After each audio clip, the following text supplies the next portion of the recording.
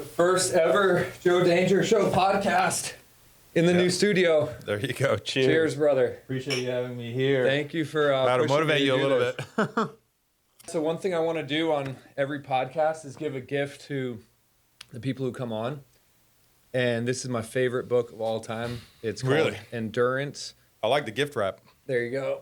It's the story of Ernest Shackleton and his crew surviving a botched expedition to the Antarctic. It's an unbelievable story. Cool. So I appreciate it, man. Thank you. thank you, brother. That's a good book too. I'll put it right here. So I'm talking myself. So. Awesome, man. Excellent. Well, let me do a quick intro. This is Danyar Diving, St. Pete local. He is a 200-foot free diver, former commercial scuba spear fisherman. Yeah. Danyar actually taught me my level 2 class, and we've been diving for, I don't know, 5 or 6 years now. Maybe not that long. Yeah. Maybe 4. Probably 4.5, 5. Yeah. And I got to pump you up a little bit, man. I've dove with some really fantastic divers. I mean, CJ, Chris, like some of these guys are doing 120-foot dives and 2.5-minute holds and shooting all sorts of world-class fish. But when I'm diving with Danyar, it's tough to even spot you because I've watched on my clock. You're under for 3 minutes. Yeah, I've done those. And But that's why I painted my fins white. You know, it's Yeah. for you, for everyone else upstairs. And I'll be spotting from the surface in 100 feet, and Danyar goes down and comes up 200 yards away with a. Come on, I try not to do that. You're over exaggerating. So I try to be a team player and make it easy to spot myself. Yeah. So the older I get, but yeah. And I know you've got. I mean, I've seen some of your old footage from like scuba diving, Yeah. East Coast, and shooting monster That's locked cargos. up. Maybe cubera. I'll sprinkle that out So slowly. But anyway, man, that's my intro. Did I miss anything? No, not really. I'd like to think I'm a good person as well, you know. For sure. So Safety oriented. And I want to tell one of my favorite Danyar stories. I mean, we've got a ton of stories, but I think one of my all-time favorites is. Take a sip before. There you Take a sip? It's too good. It is very good. We gotta stay local. So, Excellent. Danyar, what he'll do a lot of times is he'll do, like a Saturday, Sunday class session, pool workout with your students. Then he'll take them out to go line dive for a full day. Yeah, full day. And he does all that before the students get in the water with the spear gun. So it's a really good intro. If they have the desire to. Yeah, if they want to spear. And then I kind of cherry pick the ones that I train spearfishing. Exactly. As well. So so this story, I get a call from Danyar on like a Friday night. Hey, what are you doing tomorrow? You want to dive? And I'm like, oh yeah, weather looks good. Let's send it. And this was in the Gulf. I was out of Sarasota. We're probably going 20 miles offshore, and you had 2 newly new free divers who's going to be their first time ever spearfishing. Yeah. And we go to a spot in 50 feet, and you saw a nice dog snapper, and you kind of left it. And It's rare for the Gulf as well. Yeah. On the sunken buoy. A sunken channel marker. Yeah. Which, by the way, we won't say which channel, right? If you can find a sunken channel marker, and there's quite a few of them, they're stacked with fish. Yeah. So we go, and I think we went out and did some line diving, and then we went right back to it. Yeah. In the morning, we hit the buoy, right, the sunken marker, and then you refreshed my story, that story in my mind just earlier when you told me, and then we went and we, midday, most of the day, we did other things like, we had, I think, a wreck and a couple of ledges, and then we came back intentionally. Because you wanted that dog snapper. Right. He didn't want to play nice on the AM stop on the buoy, but I was like, PM, last stop of the day before we head in. I mean, he wasn't monster, but he was like 25, 26 inches. It was a great fish for this area. Yeah, it was about so. And and the two guys who had never been on the boat, they look at me as Danyar gets in the water. This is on the PM. In the afternoon. Yeah. And they go, what are the odds he shoots this fish? And I said, right, because we stopped. 100% he's going to kill this fish.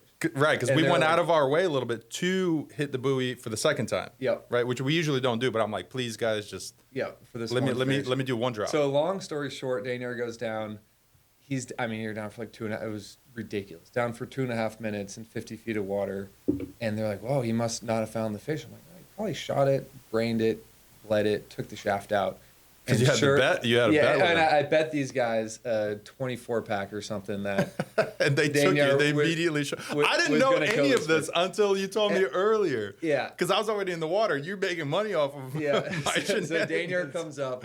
He rolls up. The fish is brain, bled, gutted. Off the shaft already. Is out, and he just drops it in the boat. And I look at these two guys. I'm like, bro. I'll be like, you owe me a couple of those beers, but I guess this cognac will have to do. Yeah. So anyway, that's just one of my favorite stories. Another story on a more serious note is when we were doing line diving, just training, and we were deep. And we were like going 150. deep. And Danyar said to everyone on the boat, leave your ego at home, which for those listening, whenever you're freediving, it's not a competition. No. Leave your ego at the dock. Yeah, no fish, I don't care what it is worth dying for. It's just, I do this for fun, you know. So we're doing some line diving, and a buddy he's a very good diver. He doesn't probably dive as much as me, and he pushed it a little bit too much, and he did have a serious blackout. But we were prepared. Danyar was in the water. We'd all been trained, and we were able to handle it perfectly. It was mitigated immediately because he stayed on the line as requested, and I mean, it's not the first time I rescued a blackout. It doesn't happen often, but when he was coming up, I mean, at 20 feet, I was like, yeah, it's happening. Yeah. Like, just the body language. You see enough good dives to when you see one that's not right, it's so odd and obvious. Yeah.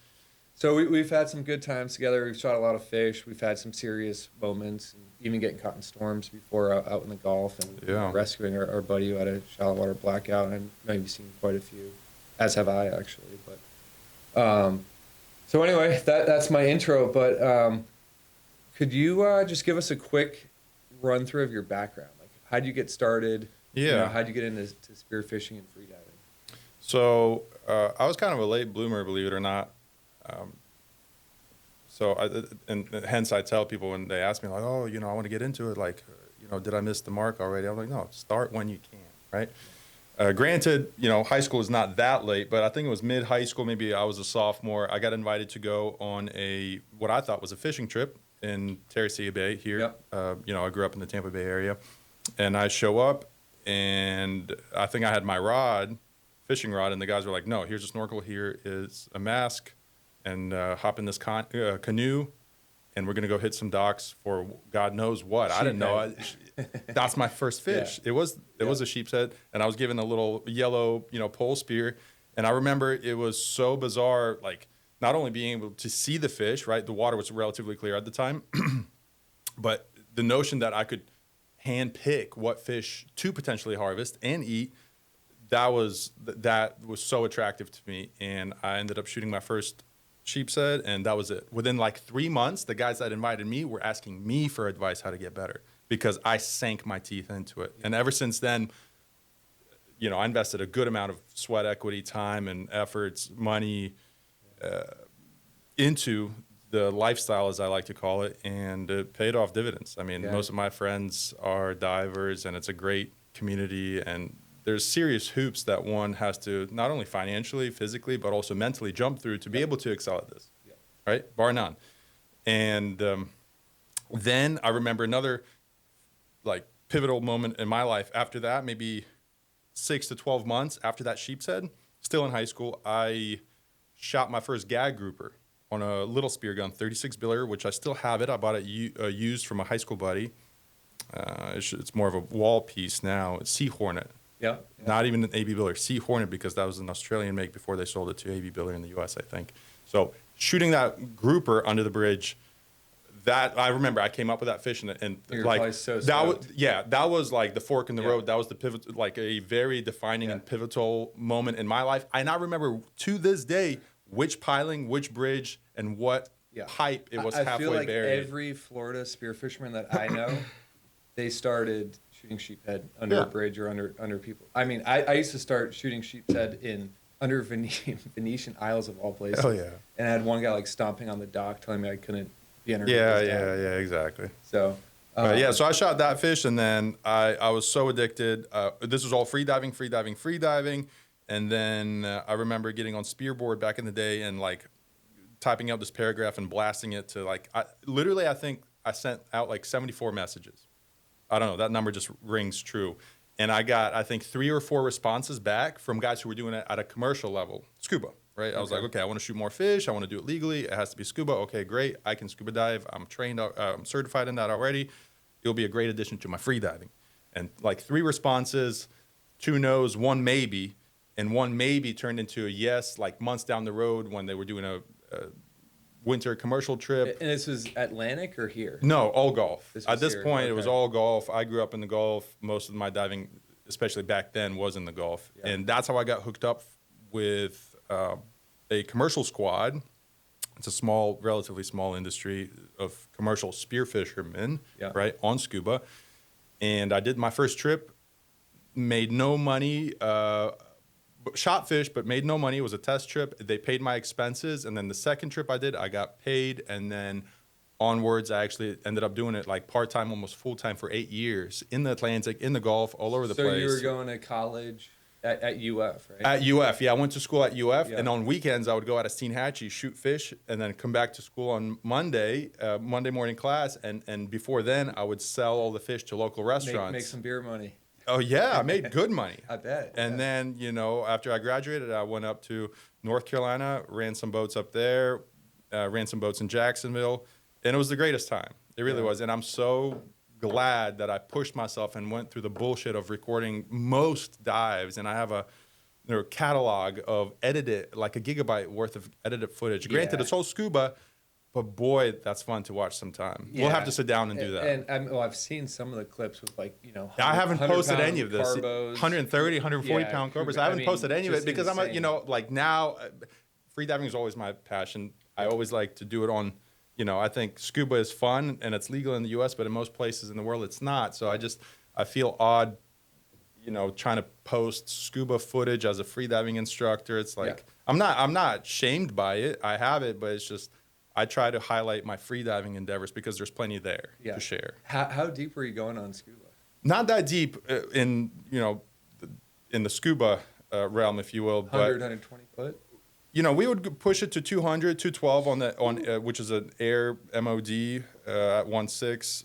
But honestly, the deeper stuff was not. It would be not even trophy fish. It would be like a couple bigger 2, 3 fish. Yeah. The money dives were in 135, 155. Yeah. That's where we get the stacked. I mean, I've seen some photos and videos. Yeah, like, You guys- hey, you guys don't, like, annihilated. careful with the stringer as you bring it over the gunnel because you don't want it, it's so heavy with so much fish, you don't want it to burst open and then you Yeah. have fish floating around the boat. Man. All right, I know. So that's kind of the intro, how you got started. Yeah, so, you went from the scuba to and finish then it up, but to really kinda- love the free diving. Yeah, to tie it into that, exactly. Yeah. I did that for about 8 years and then I really wanted to move back to Florida. And as I was transitioning, I got my instructor's license as a free diver and really put the pedal to the metal with free diving at a new level and spearfishing, free diving. And I haven't scuba dove in years, really. I have some tanks. I still love doing it. We did go for Meg Teeth. Meg teeth, we did that, Yeah. right? So I'm still capable of it, obviously. ran You out know, of air doing on the bottom. 7, 8 dives a day for 3, 4, 5. I think my longest trip was 7 days offshore before we come back.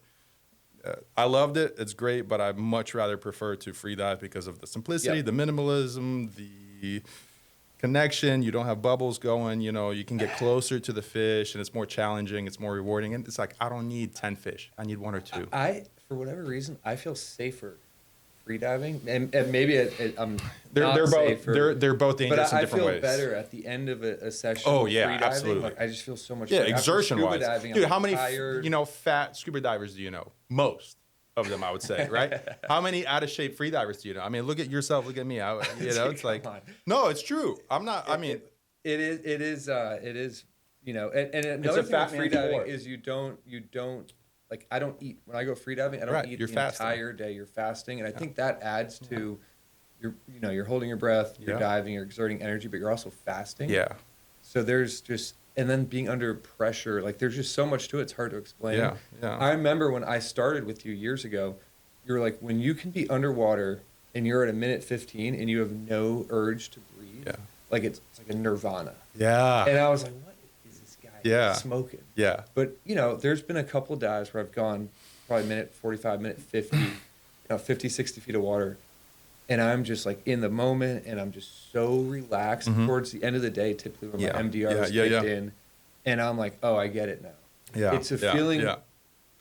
Exactly. Like I like that more than killing a big fish. Yeah. Yeah. The quote that to back that up, a quote that I like to share with my students in my classes is true freediving, to me at least, does not begin until the moment that you're so relaxed underwater, holding your breath, that you almost slightly, in a good way, forget that you're holding your breath. Yep. That eureka, that nirvana moment that you're talking about. Thinking about no, anything else, you're like, just you're the present. moment. You're Yep. there. Time slips away. You're able to close that gap with fish. And if your body positioning, your body movement is proper, I mean, you can hand feed groupers, almost borderline pet hogfish, etc. Slow movements. Yeah. Relax. So yeah. Yeah. And you know me, I'm pretty high strung, so like for me that's tough. But all right, let's talk a couple free dive spearfishing stories. So I know, was it last year you shot a stud black grouper in 140 feet in Puerto Rico? Yeah, 135, something like that. Yeah. I actually shot 2 of them back to back each year. I usually do a Puerto Rico trip once a year. This year it's coming up. We're going to do it at the end of January, but typically we do it in December. So last December I shot 2 black groupers at that depth, and then 2 years ago December I shot 2 smaller groupers. I think it was like 2 years ago was maybe 58, 56. Yeah. And then a year ago in December was like 65 and a 62, which is crazy. So I mean, I got to give kudos. I saw the footage of. That was a 65? Yeah, the footage I showed you was a year ago. Yeah. And the craziest thing, they were like back to back. I think either same day or, one day and then the next day. So tell us that story. How'd it go down? Wild, man. It was a wild story. Granted, those trips are typically put together around the wahoo species, right? It's a shallower fish, easier to target, easier to shoot. A lot of them that time of yeah, year. exactly, right? We time it. Yeah. But when we're there and they're not there and it's blue water and we're drifting over these, peaks or nipples, as we call them, that come up from 600 foot of water to call it 100, 30, 150. Pinnacles. Right. Sometimes I will do drops and see what's a little bit deeper if the wahoos are not showing up. And there's always dog snappers, which I have a couple Utaku prints of that I shot there. Nice ones like this. And then sometimes there will be occasional groupers, typically in the 20-pound range, but sometimes those bigger ones show up. So I'll tell you this. So there's 4 different stories, obviously. Let me tell you one that I think it might have been the 62 or the 65. So we're drifting over the pinnacle, blue water. I think there might be like 6 of us in the water, 5 of us in the water. I have my 155 elusive, triple band loaded. Great gun. Great gun. Phenomenal open track gun. Fantastic ballasting. Excellent. I have the large reel, no float line even. Like 150, no, probably 150 meters 150 of line, meters plus or minus, yeah. And a spear gut slip tip, which I love. Shout out. Fantastic slip tips. They'll rival Maury's, in my opinion. And I remember we were seeing a couple groupers here and there, but they were deeper. They weren't playing right. And then I remember I was breathing up. I was pretty much breathed up. And then one of my flashers, like the little crack pipes, as we call them, the flashers, actually made by Ulusub with a fish sardine tape on it. Yep. It was clipped into my carabiner on my belt, and it just slipped out. I saw it somehow. Maybe I was putting my Ikejimi rod loop back on it, and the fish stick slipped out, and it started sinking. And I only noticed it when it was at like 30 feet below me, right? True story. And I'm like, damn it, like, what happened? I didn't mean to do that. Like, whatever. Did a couple more breathe ups, and at this point, the stick is like maybe 80 feet down or so. So I'm like, I'll drop in on it. So my intention, that drop, we're moving, right? We're drifting. To get my flasher. And I go down on it, and I'm probably at like 80 or 90 feet at this point, and I grab it, and I look down, and I see this fish come up from his cave and roll. And it was the most beautiful slow motion, pigmented, the painted black tail. Zebraed out, like, and playing nice. He, actually, let me go back. That's not the first fish I saw. As I was grabbing the fish stick, a nice dog snapper came up, bulldozed me. I'm like, whoa, like, absolutely. And as I was lining up on him, this black rolled like this. I'm like, oh, okay. Like, usually I don't do that, but the fish was so gnarly that I'm like, I have the breath hold. What are the chances?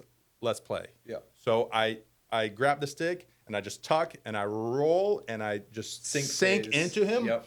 Push him, and I'm not being aggressive. I'm just pushing him with my sink phase at this point. And the fish, I'm ready. I'm locked in, and I shoot the 155 single-handed. So none of this, right? I do single hand and just be a man, right? The thing rolls right, and I'm like, this is it. I lob it, and I hit him just a little bit behind the head, spine tap. And he didn't get in his cave. No, he just went. And did you have to do an extraction, or you got him? That one I didn't have to do an extraction on. But that's a cooler story, I think. Yeah. And I just broke his back. He just goes. Fwink. Yeah, that's the best feeling. And then I just give him line because he was too heavy to bring up. Yeah. Give him line and I bring him up. Yeah. The cave story, I sank down to like 135. This is an intentional dive. Yeah. No fish sticks were Fully dropped or breathed anything. up. Fully Yeah. breathed up and everything. I sink down. I see him kind of bulldozing on the floor. To give people a perspective, doing a 135-foot drop, it's probably taking you 35 seconds. No, more. 40 seconds. 45 probably to get 45 down seconds just to get to the bottom, and that's you kicking probably to 70, hitting sink phase, and then just doing calf kicks at that point, coasting maybe. down. So 45 seconds in, and you're on the bottom. Okay. Yeah. And So it's a 2.5 minute dive. Yeah. So that one I didn't see midwater. The first story I just told you, I saw him probably at 90 and took the shot maybe 115, right, pushing the fish down, floor at 135, 140. This one I saw probably at 115. Yeah. And then pushed him to 130, 135. And he was in front of the cave. He veers left, and I click him. Good shot. And that one I hit him in the face, into the jaw, and the slip tip locked into the jaw and stuck. So that's the reason I was able to extract him out of the cave relatively easy, because I had full head control. You could horse him out. Yeah. Yeah. So he goes into the cave, deep, gnarly cave the size of this room, at like 135, 140. I'm like, ooh, and then I'm coming up, and then you can hear the line off of the guide, off of the reel going. Zzz, he pulls out, and I look down. He pulls out of the cave, goes around and into another cave. I'm like, oh boy. So long story short, I get to the surface. I put pressure on him, pressure, and then boom, he pops out, and I yanked him up. We just horsed him up. Didn't have to extract. Yeah. So an extraction 135. A third fish, I think was 2 years ago. One of those two, that had to be an extraction out of 135, and I actually got a little squeeze on that dive, because I saw the fish from like 90 or 100 foot, and he was at like 130, 140, and I saw him, and I knew better to stay like this, but I saw him, and I just couldn't get I couldn't take my eyes off him, because I was calculating there's 3 sharks, where the line was running. I had my eyes on him from 90 to 135, and I should have stuck. Yeah. So for people listening, a squeeze is, and I've had a trach squeeze twice, and it's when you're at depth. So typically, I mean, I actually got one. I was only at like 60 feet, but typically you're deeper, probably like 80, 90 at least, or past that. And if you move your head in the wrong way, your trachea is under so much pressure from the water above that you can rupture a vessel. And like when I tore mine, the worst, I came up and I didn't even know it, but I was spitting up handfuls of red blood. Yeah. So it's the pressure, and you move in and there's nothing you can do about it. Like, the only remedy is to stop diving and let the scarring to heal. Yeah. So mine was quite minor, and luckily it happened on like the last day of 7 days of diving.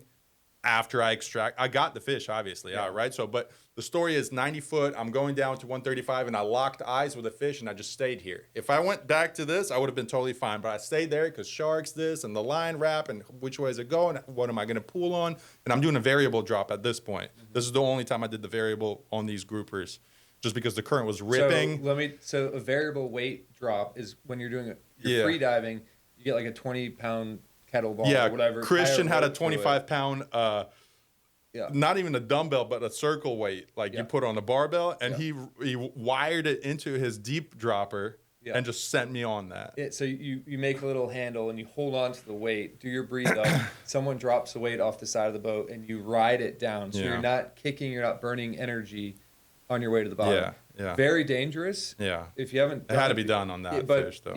Yeah. But the current was ripping. yeah, make sure you got safeties and Oh yeah, I had like 6 safeties because the other boat, they heard the story that what's going down. They left their spot. They came to us, the other pan gun. They were like, how can we help? So Plus, you we want to variable observe. weight dove to 135, got in the cave and pulled them out. Luckily, it wasn't too gnarly of a wrap up. I pulled them out. The sharks weren't that big. They were like 3 reef sharks, but they were nosy. They're probably 5 to 6 foot each. I got in there. They kind of dissipated. Thank God, not like our bull sharks here in the Gulf. Grabbed the fish, pulled them out, and then I had a call sign to upstairs. So I was like, 1, 2, 3.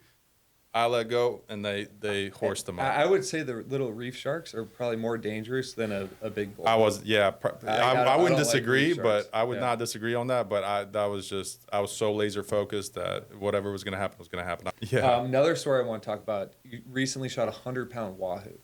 Yeah. So tell us that one in the Gulf. Out of St. Greater Pete, Tampa Bay area. Yeah. What a fish! Huge. Like my wahoo cup is pretty much full because even if I go to like Tahiti or Fiji and shoot a 120, it's not going to tickle the same. Yeah. Shooting one at home. Yeah, there's not that many around.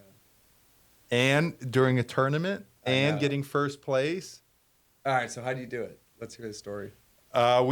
So Chris and I put a plan together. We put an itinerary for the tournament. We don't shoot that many tournaments. Neither one of us really gets all that excited about them. I just like diving with friends and just having a good time and having cookouts. And Danyar and Chris have been diving together for over a decade. For over a decade. Chris is a freak. Mm-hmm. I mean, he's like monster. He's like Iron Man. What a sleeper diver.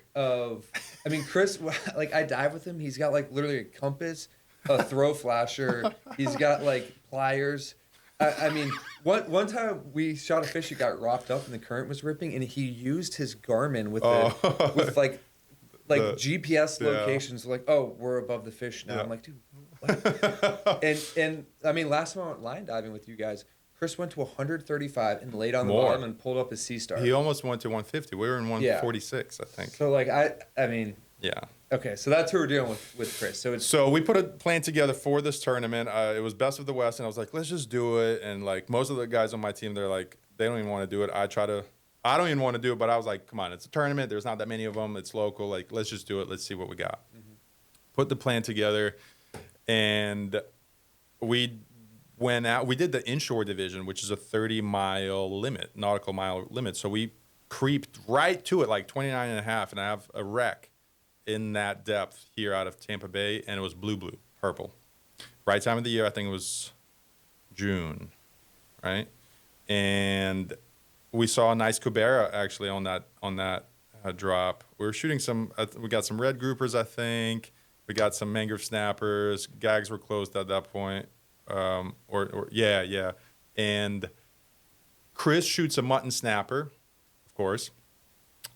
On the surface, swimming to the boat, I remember him just passing through my field of view and guts coming out of the fish. Like he's just gutting it. Luckily, in this tournament, you are allowed to gut and are encouraged to bleed and gut your fish, which I support.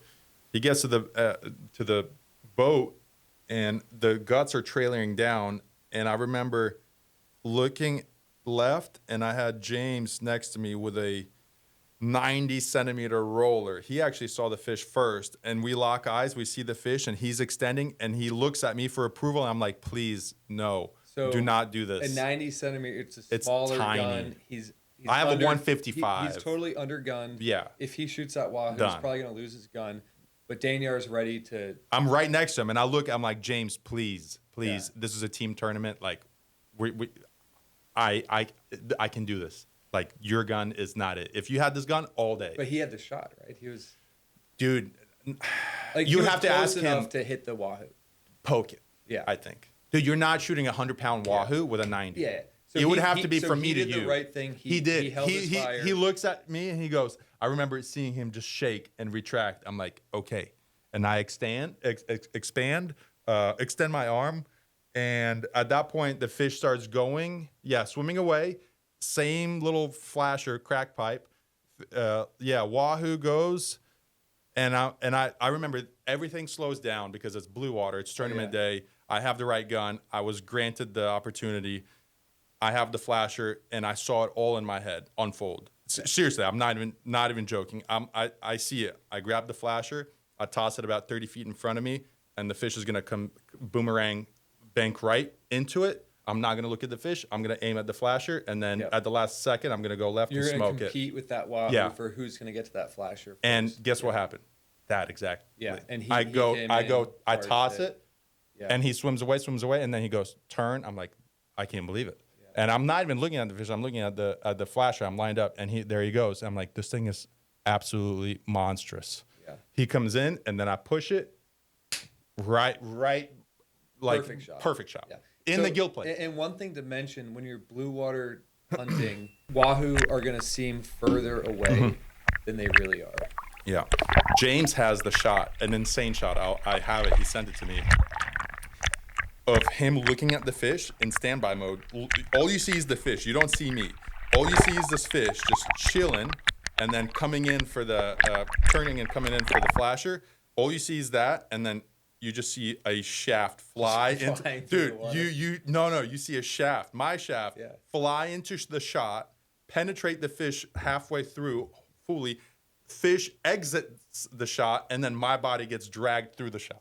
So we had the fish in my hands probably within 2-3 minutes. And the funniest thing, to bring Chris back into it, is the fish ran like crazy. It ran around the chum cage, and I had to swim around the line of the chum cage to free that. Then he does one. He was hurt so bad, he was just swimming in circles, right? So he's doing the second circle. At this point, I'm screaming, Chris, hop in, Chris. I mean, he's just asking to get smoked by a big bull shark, too.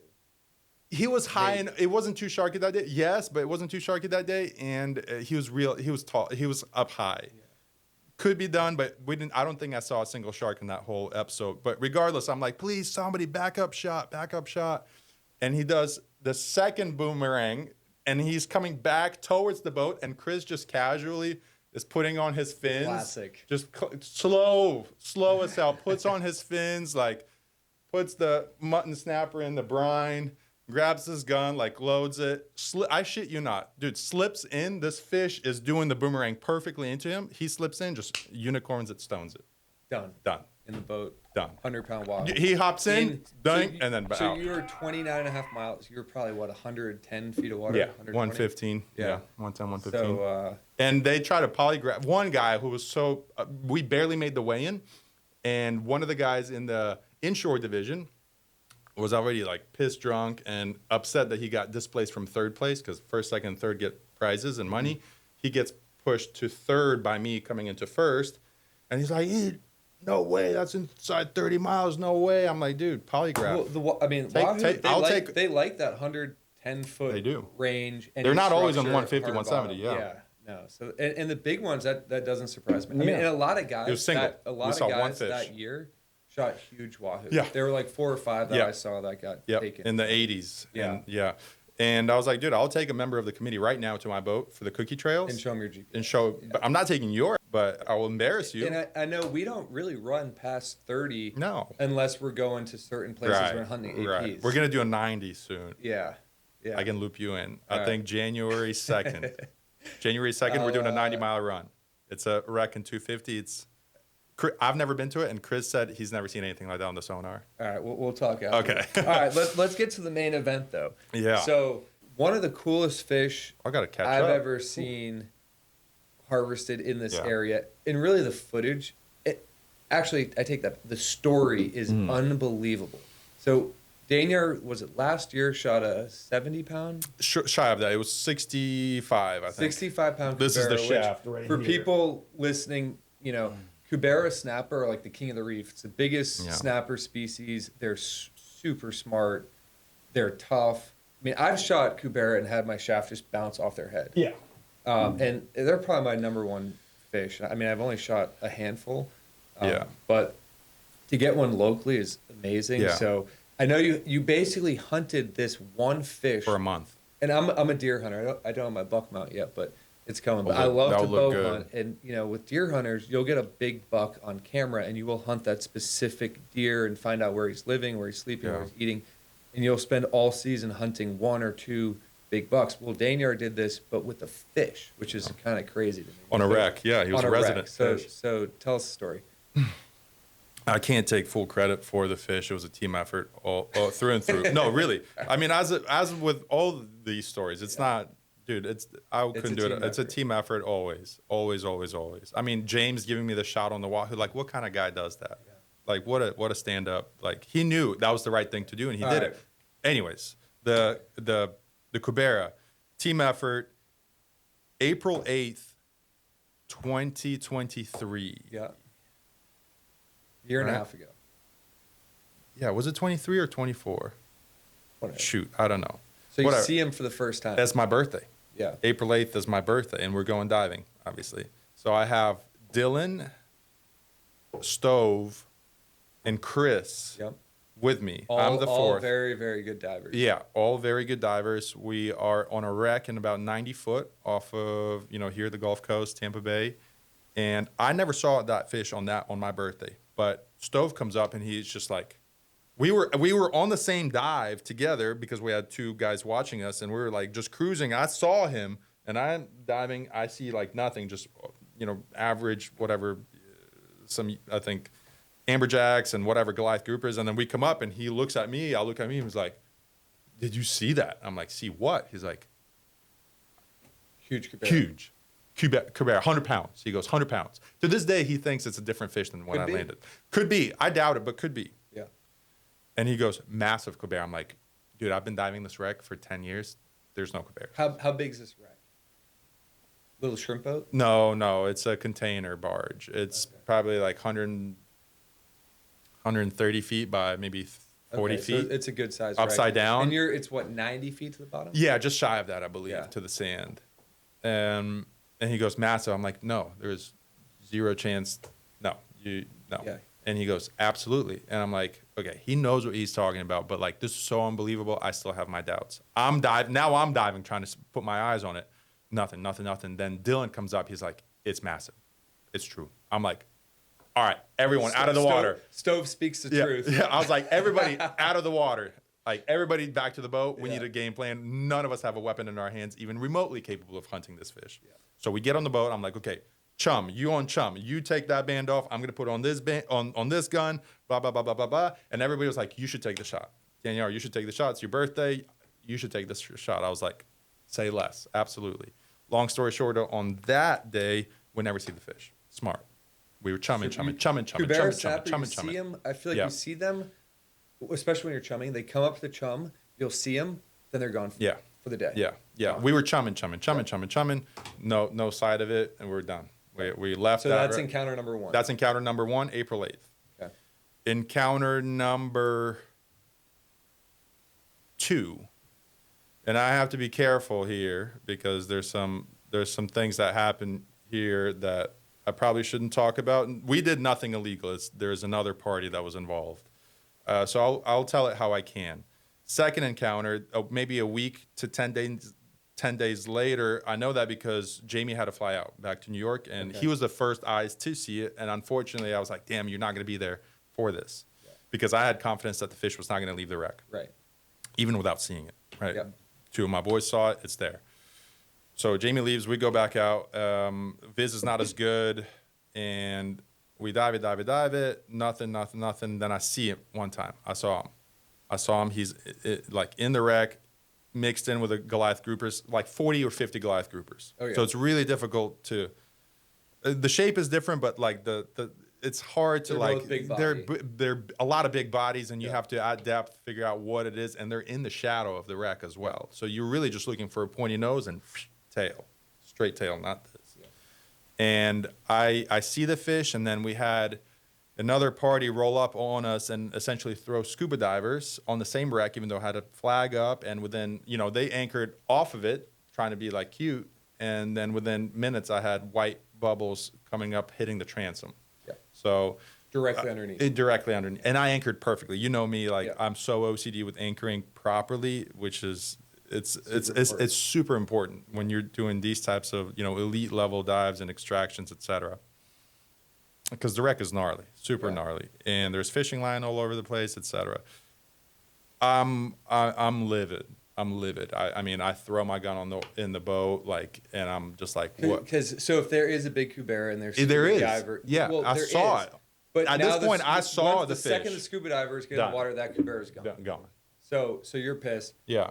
But now where the story gets interesting is, I mean, you can tell, but essentially they start teeing off on everything. They're out of season fish. amberjacks and Yeah. short on scuba. One guy in the front shooting with a ocean rhino, and then had a caddy behind him collecting the fish. And I go down there, and I'm like, "Are you guys?" Because I threw my gun in the boat, and I just went down on the scooter just to like see what's going on. And I was like, "Red light, you see that?" And I just filmed it all. So imagine you're scuba diving. You're shooting everything that swims by you, totally illegal. Yeah. And then some dude rolls by you on a scooter free diving with a GoPro. Blinking red, And pointing you at it. Pointed at them. Yeah. Flicked them off, I think. I don't think I flicked them off. But you're because like, they had hey, a gun in their hand. I'm recording you. Yeah. I was breaking the law. And then I got out, and then like way earlier than what their scuba tanks would allow them time wise. They just bubbles disappeared onto the boat, gone. And they were gone. So they knew they were busted. So trip that's number encounter two. Encounter number 2 washed. Encounter number 3 is like another 7 days. We're still in April.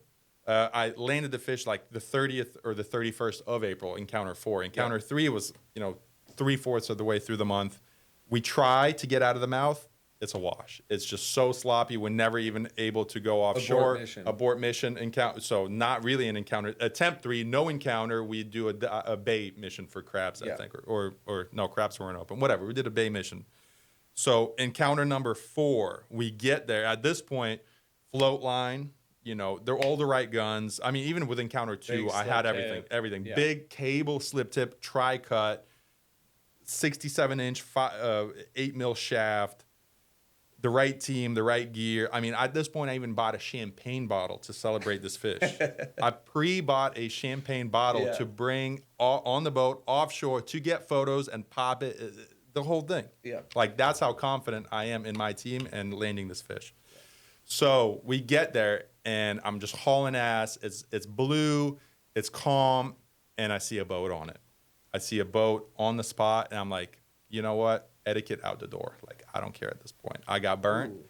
and they're not anchoring. They're doing little just little drifts. I'm like perfect. So I pull up into neutral, get my drift, first try, anchor, perfectly sat right where I needed to be. And the whole time we didn't say a word to each other. We could hear each other talk, didn't say a single word to each other. He got so flabbergasted. As soon as I threw anchor, he goes and throws anchor. He throws his anchor. So at this point, I'm anchored. Dude, I kid you not, he like ends up anchored right next to me. There was about 35. And he's probably pissed, and you're just. I didn't even silence. They were not even there. Yeah. I was so. I mean, we're talking Kobe Bryant, like Michael Jordan focused, like Mamba mentality. Done. Shout out done. Kobe. So had you done any dives before? No, this is the first spot of encounter 4, no like MDR, fresh, no MDR, okay. nothing. They end up. I kid you not, it's less than 40 foot separates gunnel to gunnel. Yeah. I can hear them talk. They're catching like little Almaco jacks. Yeah. So I'm like, great. They can keep doing that. I don't care. We're here for something else. I do the first drop, and I don't see the fish, luckily, but I get to like 75 feet, and I go boink. Out of float line. I'm like, whose leg is wrapped in my line? Like, you guys cannot be serious. Scuba divers first, then blown out, then this, then the boat. Like, what is it going to take? Like, you know what I mean? I'm like, just be cool, like, whatever. We had 2, like, super rookie guys that Chris had in town, his boys from Texas. I'm like, it's got to be one of their legs. Like, this is unbelievable. I come up, like, who's it? I grabbed the wrong float line. You got a 75 foot I line. have 2 white ones. One is 100, one is 75. I grabbed the wrong one. I'm like, okay. All right. That's no on problem. you. That's on me. I was float line off in the water, just took my gloves off, re-rigged the cable back into my reel. And I was like, that's what it should have been anyways. Like that float line, whatever. It's just going to be, I can do this on a reel. The very next drop number 2 of the 4th encounter, I creep up to the boat, and I'm on the back midship, down current side on the sand, and I'm gonna drop and look into it. It was perfect. I drop in, and that's the video. That's the shot. The Instagram video that we just watched earlier that we will plug in here. 4th encounter. 4th encounter, second drop. That's the video. That's the drop. And obviously there's more drops in it, but that shot, so I see him, and I'm glad we rewatched it, because it's been, some time since I watched it last. I like to rewatch it every now and then just to get hyped. It's like taking a cold plunge. It's a nasty video, and the story is just brutal. So I see the fish. I'm like, there's no way that's him. And he slips from the sand into the wreck, right? And at this point, I'm like calculating, okay, speed at which I didn't spook him, so I don't think he's going to change directions. Speed at which he entered the wreck, because at this point I can't see him. There's overhang. Speed at which he entered, direction at which he entered, mathed it out. I'm like, if that's the case, he's gonna be right here. Yeah. He's gonna be right here. So I'm not going for this anymore. That's the entry point, right? I can't see it, but I'm thinking math here. So I drop, 85, open up. There is a cloud of bait, of course, Goliath groupers, and he's right there. And the shot is so sick. There's a Goliath coming this way, a Goliath coming this way. Threaded the bears behind, and Danyar shoots right between both. I mean, I nose that Goliath and hit the cubera right where it counted. Perfect. Yeah. Perfect. And he goes screaming. The line never even really frayed. Yeah. Shout out to Aussie line, I think. Aussie line, Aussie reels. Yeah, on bare, rust metal of a boat. So he goes around, bends the shaft, obviously gets wrapped around the piling. I mean, so this is a steel shaft. Yeah, like you couldn't do that. Fish. Yeah. I mean, I got actually bent shafts behind you. Those were done by sharks. Yeah. This was a fish. Yeah, And that's you can imagine. I mean, look, that's a tail of 120-pound fish or whatever, but like a cubera can do this. Mm-hmm. Not many other fish can bend a shaft. Granted, that's why I love cubera. To be fair, I don't think he did that in open water. He used the wreck to leverage that. If that's my guess, but that's not to say that he couldn't do it in open water. Yeah. I mean, those fish pound per pound, they're insane. They're apex. So you plug them. And you made a good shot. 90 minutes it took us worth of extractions. No variable weights in that. No scuba tanks in that. And my guys were like, just we had the scuba tank there. Just throw it on. Just throw it on. Like, no. The only thing I went back to the boat for is shears. Pink handle. So Chris went down and put 2 backup shots? Or did Chris do one and you did one? I took every shot, I think. Really? I'm pretty sure. I took the powerhead shot, I took the backup shot, and I took the initial shot. So Chris helped me a lot to find the fish. I found the fish, but Chris helped me a lot to work the fish out. So was your second shot a powerhead? Yeah, I didn't want to take any chances, and I wanted to make it humane. Fine, yeah. And there were sharks. Yeah. Big bulls, bulls. 8, 9 footers. Yeah, Goliath's trying to eat it. Bull's trying to eat it, and the thing is smoking blood out of the one little hole with a current, and that's how I found it there, and then there he is, way up in there. Okay, so we got to go through that. So it was a whole thing. Like the guy that ended up anchoring next to us, he left like 30, 40 minutes through it, so he never. And I'm glad so, because imagine him fishing for a little whatever, and then a bunch of divers didn't say a word to him, just popped this thing up. Yeah, like he would have been done. He was like, I'm never fishing again in my life. What is this? So the Goliath had the slip tip, the cubera had a slip tip plugged in him, but he was in a hole where he had to cut the actual. He was he was not necessarily a hole, but like the front side of the wreck wrapped around one of the metal structure beams. So I didn't think I was going to get this fish out until I went on the boat. I mean, he was wrapped so hard in there. After multiple dives, I'm like, we got the fish. It's dead. I cannot untwist him. It has to be cut. I'm like, it's 1,500-pound cable, fresh. What is it? What do I have on the boat that is even remotely capable of that? I'm like, well, I got those Alibaba pink handle shears that, half rusted. I'm like, whatever. I go on there, I grab them. I remember, and they have a little carabiner clip on them, like built into just funny. Clip them in. I'm like, everyone's like, what are you doing? This is never going to work. I'm like, I know it's not going to work, but I have to try. So I get down there, I get to the fish, and I remember the moment where this is going to happen. I got this fish is when I put the shears onto the slip tip line. Yeah. Cable. Metal cable. And I go, and I squeeze them, and it goes. Couple strands break. I'm like, okay. Couple more. Halfway through, I went up, breathed up, go back down.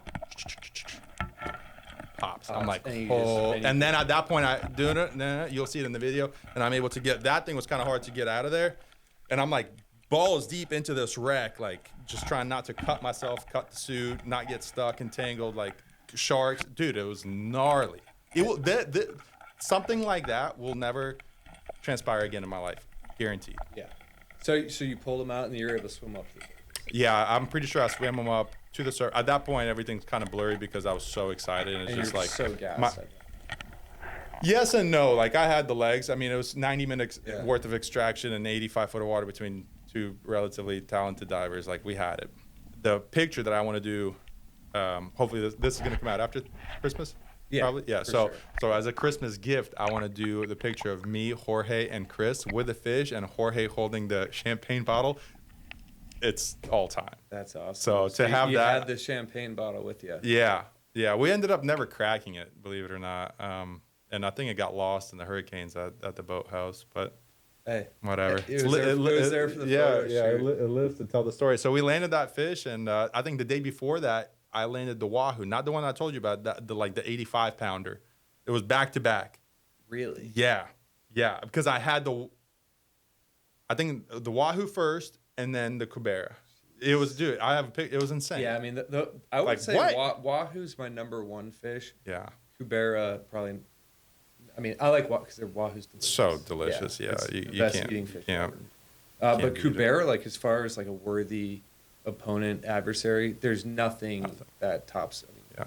maybe black. Yeah, it's like grouper. you go to Costa Rica and you shoot a 65. Cool, congrats. Like, I don't want to, Yeah, I downplay mean, that. no, it's I don't hard. want to Yeah. downplay that, but like a Gulf cubera is the hardest cubera in the world. Yeah, I would agree. And those who know. Like Yeah. they wouldn't argue that Yeah. statement. Well, it's some crazy stories, man. Well, we're still trying to figure out the audio, the cameras, the battery, the Yeah, I guess let us know SD what we can card. do better. I think we're like 45 minutes Cool. in. So, and you'll come on. I'd like to have you on again, and we can talk sushi because I know you're getting big Yeah, into sushi. yeah, and like dry Danyar- aging. it Danyar and- did mention, the tournament where they bleed and gut their fish. Which, for those listening, rip the gills out. telling you, I was like, oh, this isn't going to make a big difference, but it makes a huge, Huge difference with your fish meat. Yeah, when and the you- shelf life, how far you can push the fish. And this is for fishermen too. If you catch a fish, you Bleed can it. bleed them. A minute later, gut them, and brain them right when you catch them. But Yeah. pack them on ice, and you're gonna notice your meat is gonna be so much whiter Yeah, and yeah. cleaner. So I'd love to have you on and talk about yeah, that's a sushi, whole different dry thing. aging, how to prep your fish. Yeah. That's a whole. You don't need a 45 $5,000 No. dry ager to do it. No. I have a Yeah. I'll explain it. Yep. So, but for those who want to get into free diving or especially spearfishing, check Danyar Diving on Instagram That's the easiest way to or reach me. website Yeah. or Google. He's out of St. Pete. Great instructor, and really, if you want to learn to spearfish, he's your guy. So Yeah, I'm not teaching as much now. I got so much on the plate. But come April and like after my birthday, going into the summer, I'll pick it back up a little and bit. that's when you want it when the water's a Yeah. little bit warmer. Yeah, right now we're cleaner. doing trips. We're doing Bahamas and we're doing Puerto Rico right now when it's a little bit colder here. The viz is still not great after Yeah, the all hurricanes in the storm. Gulf. So Yeah. yeah, Danyar_diving on Instagram. Don't be shy. Talk to me. I'm pretty responsive, unless you're annoying. I guess. I'm kidding. But yeah. Heck yeah, dude. Much appreciated. Yeah. And also And shout out for pushing me to do this podcast. Yeah, I'm the first and one. for being number one Wow. in the podcast. Yeah, I was a little jittery to start, but You were. I didn't want to say it. I knew you were gonna get right into the had to pocket. ease my way I mean, through you finished out way earlier. I thought I was gonna be you, but you finished way we're earlier. cutting it. Hey, safety, right? Everybody be safe. Yeah. That's the main And thing. We could probably do a whole nother talk. Yeah. Always dive with a partner. Never dive alone. Spit the snorkel. Be properly weighted. Don't overexert leave your yourself. ego at the dock. And leave your ego at the dock.